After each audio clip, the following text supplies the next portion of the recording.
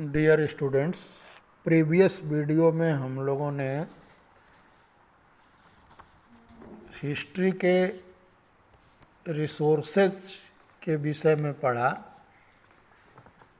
Next content new social and political groups,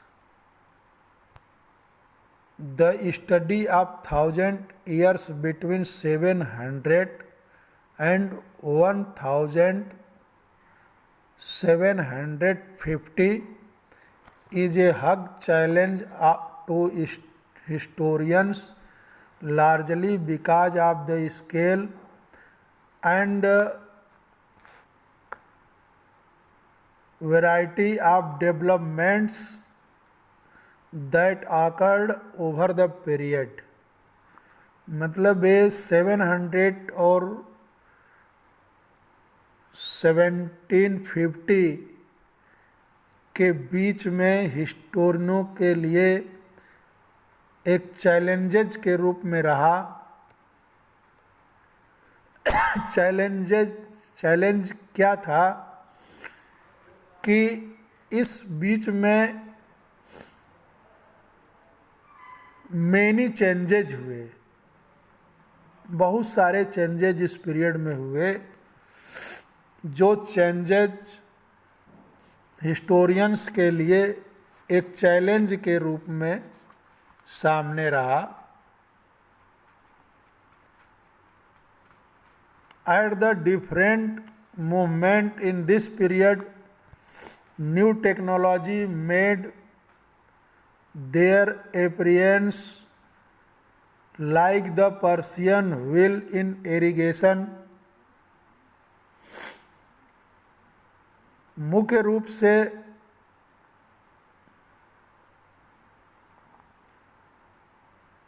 इस पूरे काल में बड़े पैमाने पर अनेक तरह के परिवर्तन हुए।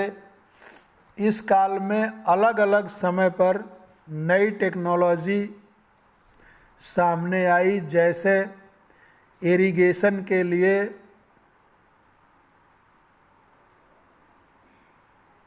व्हील इन इरिगेशन, मैंने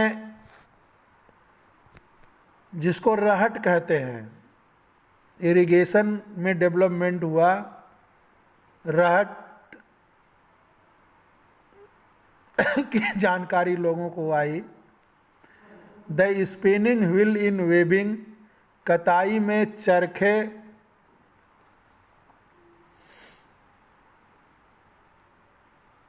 and fire arms in combat, युद्ध में बारूद वाले हथियारों का इस्तेमाल।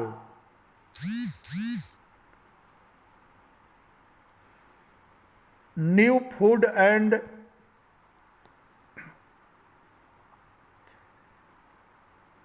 बेवरेजेस अराइव्ड इन द सब continent.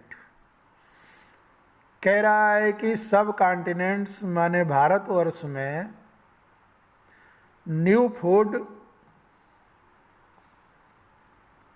And beverages arrived in the subcontinents, दूसरे देशों से खान पान की बहुत सी चीज़ें भारत में आई। For example potato, corn, chillies, tea and coffee, ये सब चीज़ें बाहर से आई।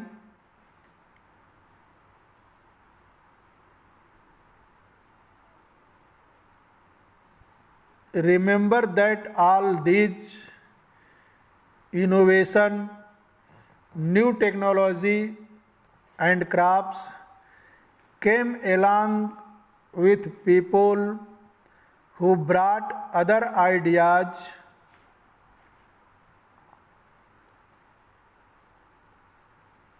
with them as well.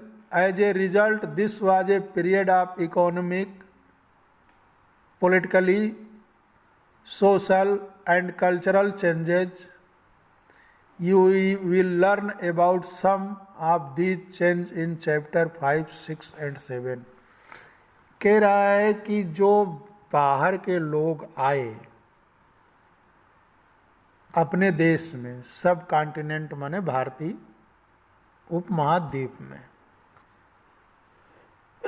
वो अपने साथ खाने पीने से लेकर के एग्रीकल्चर में सिंचाई के साधन, कपड़े के बुनाई और युद्ध में बारूद वाले हथियारों के प्रयोग आदि को लेकर भारत में आए, जिस कारण इस पीरियड में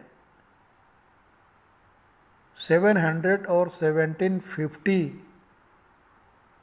के बीच का जो 1000 ईयर का जो पीरियड है, इस पीरियड में a many changes for economic, political, social and cultural, इन सभी क्षेत्रों में बहुत सारे चेंजेज हुए, जिसको बता रहा है कि हम लोग आगे चैप्टर जो हमारा 5, 6 और 7 है उसमें विस्तार से पढ़ेंगे।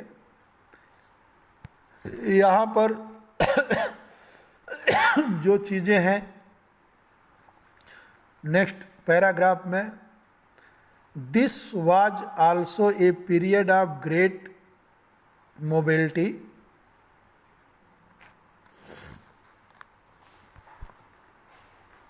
group of people traveled long distance in search of opportunity, लोग अपॉर्चुनिटी की तलाश में लंबी लंबी दूरियां ग्रुप में तय करते थे। The subcontinent held immense wealth and the possibilities for people to carve a fortune। इस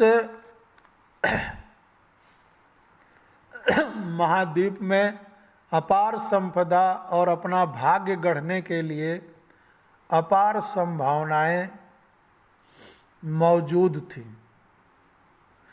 one group of people who became important in this period where the Rajputs, a name derived from rajputra the son of ruler. इस काल में जिन community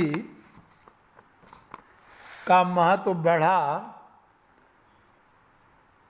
उस community को हम राजपूत या राजपुत्र के नाम से जानते हैं।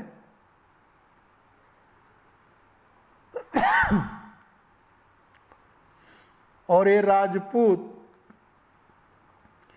इस कालखंड के मोस्टली रूलर हुआ करते थे। Between the 8th and 14th century, the term was applied more generally to a group of warriors who claimed Kshatriya caste status. मतलब 8th से 14th सेंचुरी के बीच में मोस्टली जो वॉरियर्स ग्रुप के लोग थे, उनको क्षत्रिय के रूप में पहचाना गया।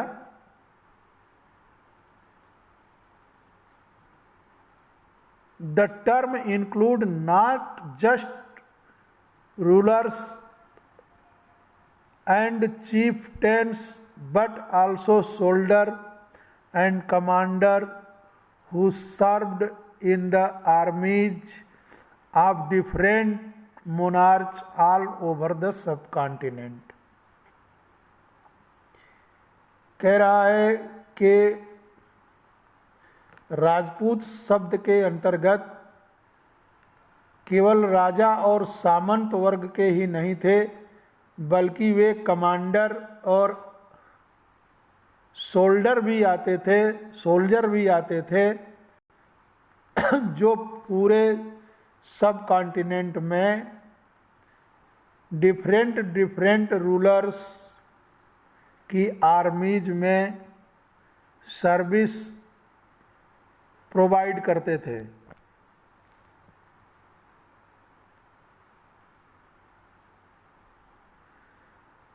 ये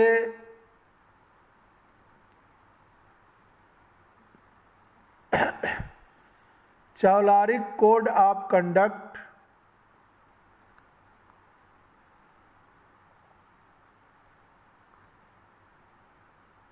एक्सटर्न वेलवर and a great sense of loyalty were the qualities attributed to Rajputs by their poets and bards. Other group of people such as the Marathas, Sikh, Jats, Ahom and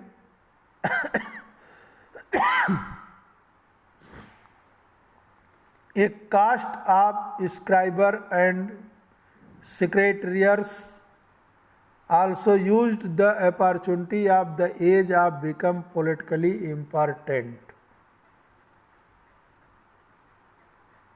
कवि और पोएट और चारण राजपूतों की जो आचार संहिता थी वो प्रबल पराक्रम और स्वामी भक्त का गुणगान करते थे। इस पीरियड में पॉलिटिकली व्यू से मराठा, सिख, जाट, अहोम और कायस्थ काफ़ी इम्पॉर्टेंट हो चुके थे और इन लोगों ने उस समय के अवसर का लाभ भी उठाया। Through this period there was a gradually clearing of forest and the extension of agriculture, a change faster and more complete in some areas than in others. इस पूरे काल के दौरान क्रमशः जंगलों की कटाई हो रही थी और खेती का इलाका बढ़ता जा रहा था। कुछ क्षेत्रों में यह परिवर्तन अन्य क्षेत्रों की अपेक्षा अधिक तेजी से और पूरे तौर पर हुआ। In their habitat forced many forest dwellers to migrate. इस परिवर्तन के कारण कई वनवासियों को मजबूर होकर अपना स्थान छोड़ना पड़ा, उनको माइग्रेट होना पड़ा। Other started tilling the land and become present. कुछ और वनवासी जमीन की जुताई करने लगे और पीसेंट मीन्स कृषक बन गए। These new peasant group gradually began to be influenced by regional markets, chieftains, priests, monasteries and term place। कृषकों के एक ग्रुप लोकल मार्केट, chieftains मीन्स मुखिया, प्रीसेट पुजारी, मोनेस्ट्रीज, मठों और मंदिरों से प्रभावित होने लगे। They become part of large complex societies and were required to pay taxes and offer good and service to local lords. वे बड़े और जटिल समाजों के अंग बन गए। उन्हें टैक्स चुकाने पड़ते थे और स्थानीय मालिक वर्ग की बेगार करनी पड़ती थी। Pay tax and offer good and service to local lord. Local जो लॉर्ड थे उनको सर्विस प्रोवाइड करनी पड़ती थी बिना without wages. As a result significant economic and social differences emerged amongst peasants। परिणाम स्वरूप किसानों के बीच इकोनॉमिक और सोशल डिफरेंसेज आने लगे। Some possessed more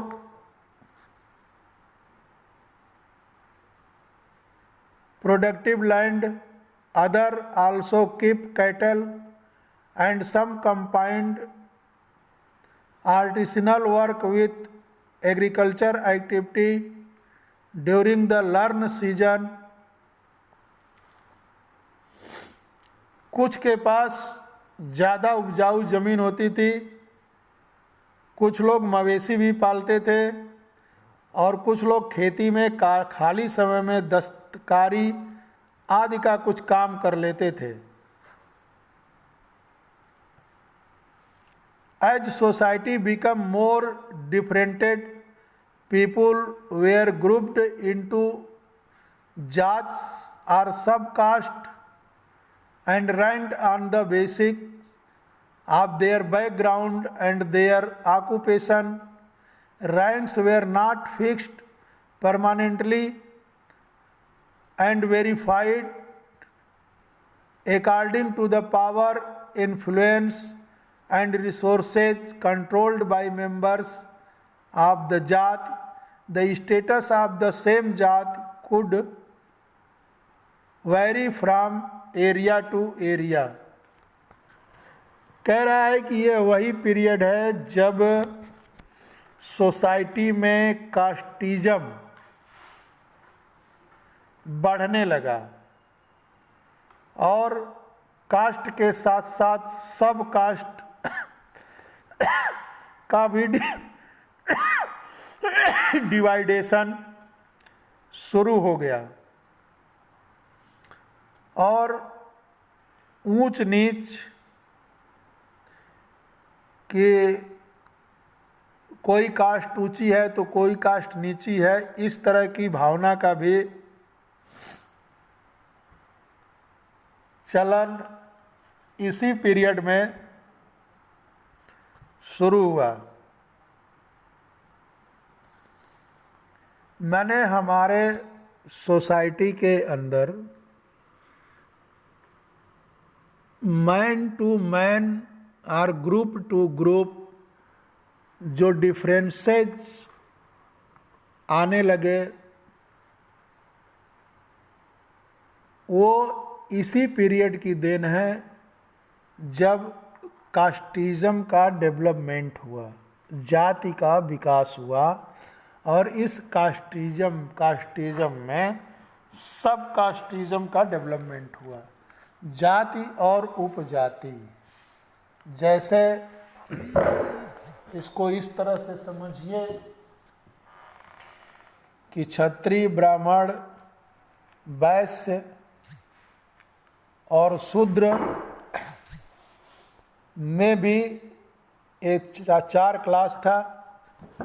in class में भी तमाम तरह के जातियां जो आज हमें दिखाई पड़ती हैं, इन सब का डेवलपमेंट इसी काल में प्रारंभ हुआ।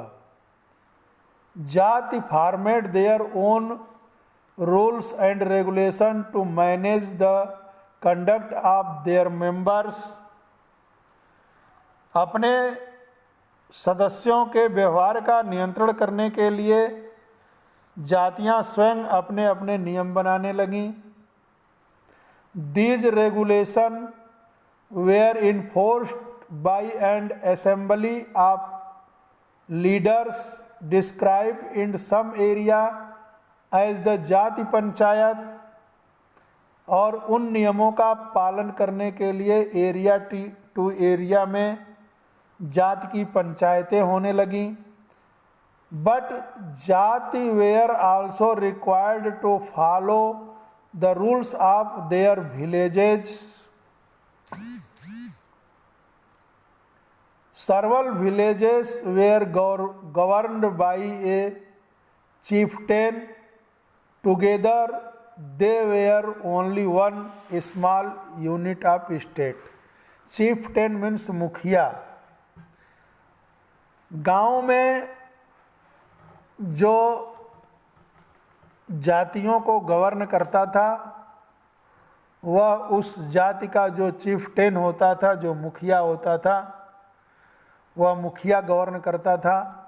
मीन्स गांव की जो रूलिंग सिस्टम थी उस मुखिया के चीफ्टेन के हाथों में थी। जातियों को अपने निवास के गांव के रिवाजों का पालन करना पड़ता था और मुखिया की बात को गांव के सभी लोगों को मानना पड़ता था। और फिर वह गांव they were only one small unit of state.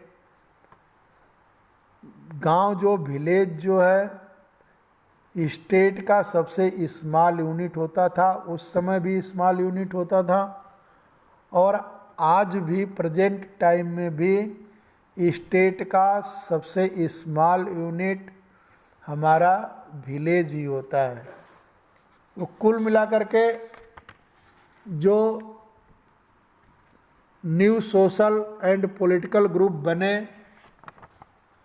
उसमें विशेष तौर से कास्टिज्म का डेवलपमेंट हुआ। पॉलिटिकली रूप से विलेजेस का rule, villages ruled over the chieftains and village is the small unit of state.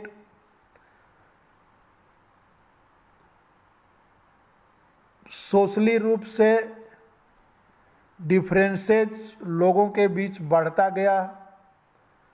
Higher और लोअर का जो भाव है वह इसी पीरियड में मैंने 700 टू 50 ईयर्स का जो पीरियड है 1000 साल का है, जिसमें कह सकते हैं कि जो डिस्क्रिमिनेशन था सोसाइटी का, भेदाभेद था, जो आज हमें दिखाई पड़ता है सोसाइटी के अंदर कि उसको छूने से हमको पाप लग जाएगा, वो छोटा है, हम बड़े हैं, हम फलाने हैं, हम ढेकाने हैं।